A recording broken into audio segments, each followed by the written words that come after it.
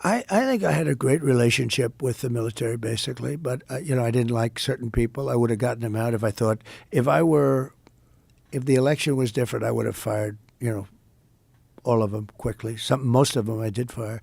Biden should have fired every military person involved with Afghanistan.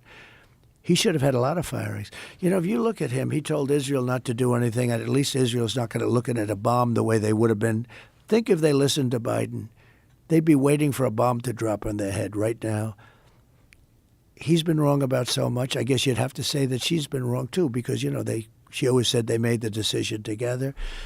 But Israel didn't follow his advice. And I think it was a very, the Middle East is rapidly changing. There are prophets that say the world will come to an end in the Middle East. You know that, right? And we have weapons today that are so scary. When you look, I rebuilt them all. And when you look at the weapons we have today, the biggest threat we have in the world today is nuclear weapons. And we have other weapons, too, that are devastating. But the nuclear weapons, the biggest threat we have in the world today, and that's what I was talking about de-escalation with both China and Russia. I'm telling you, we were going to de-escalate. They were going to de-escalate. You got to be careful. It's a little tricky playing with them because they say we're going to do it and they don't do it, maybe. But they understood the curse, too. It's a curse. It's China's way behind us, but they'll catch us within 5 years. So let's imagine, let's say you win in November. What do you do differently, and how do you change this course that it seems we are on for World War III? How do you get us out of Ukraine? How do you stop what's going on in the Middle East? How do you put a stop to this? Well, it's a very to me, it's an easy question because I think I can do it easily, but it's a complex question in the sense that the times change. Every day changes. Who's winning, who's not winning? I mean, Russia's a war machine. Whether you like it or not, it just grinds along. You speak to people like Viktor Orban, he'll tell you it's just a big, fat war machine, and that's what's happening. You look at what's happened to Ukraine. If I were there, it would have never happened. But what could you do now? If you get into office in January, what could you do now? Right now, you would get both of them. I know both very well.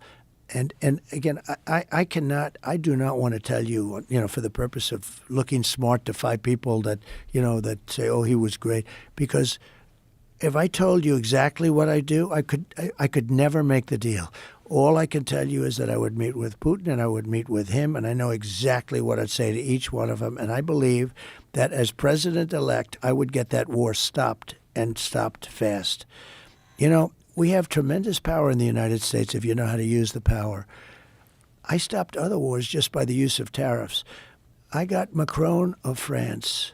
Good guy, like a friend of mine, but he's a wise guy. And he's a person that likes France, and he was going to tax our companies. I sent all the smartest guys. I sent Mnuchin, and they all failed me.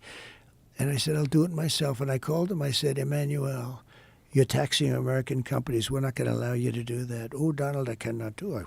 Nothing I could do. It's already been passed.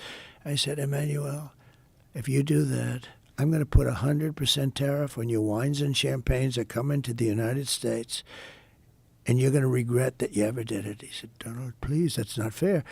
Anyway, within about 2 minutes, he dropped the whole thing, and it was massive amounts of money against American companies. I have to protect American companies. So why doesn't the Biden administration do this? Because they're incompetent. They don't know how to talk.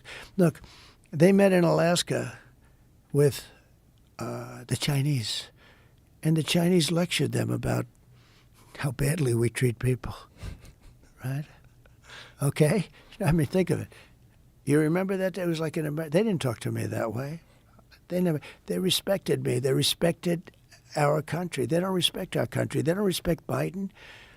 They don't respect her. They're dreaming about her because she's incompetent. She's not a smart person. Look, she can't put 2 sentences together. She talks. I watched her 2 nights. I watched her last night, too. It was the same thing. She's not a smart person.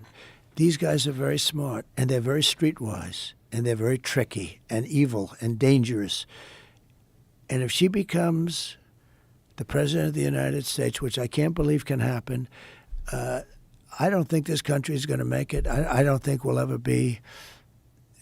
I think just really bad things will happen to our country.